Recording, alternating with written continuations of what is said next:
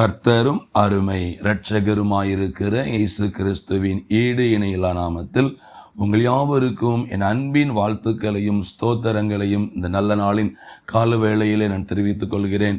இந்த நாளிலும் ஆண்டவர் நமக்கு தருகிற அந்த மாறாத வார்த்தை என்னவென்று சொன்னால், உன்னுடைய துவக்கம் அற்பமாய் இருந்தாலும் உன் முடிவு சம்பூர்ணமாய் இருக்கும் என்று ஆண்டவர் இன்றைக்கு நம்மை பார்த்து சொல்லுகிறார்.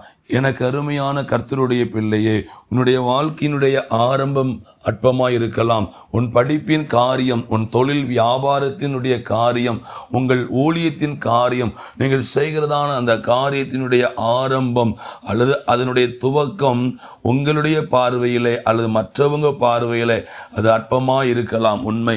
ஆனால் அற்பமாய் துவக்கப்பட்டிருக்கிற உங்கள் வாழ்க்கையின் முடிவை கர்த்தர் சம்பூர்ணப்படுத்தி தருவேன் என்று வாக்கு கொடுக்கிறார்.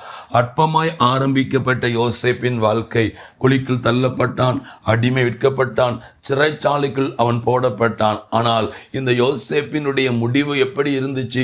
சம்பூர்ணமாய் இருந்துச்சு.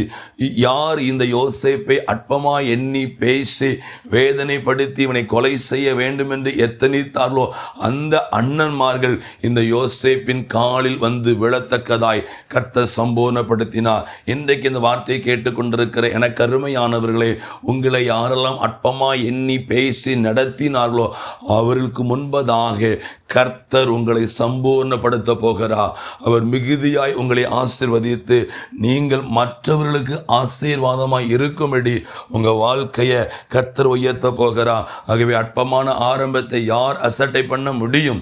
அற்பமான உங்கள் ஆரம்பம் சம்பூர்ணமான முடிவை தரும் என்கிற நம்பிக்கையோடு உங்கள் வாழ்க்கையை கர்த்தருடைய கரத்தில் ஒப்பு கொடுத்து வாழுங்கள்.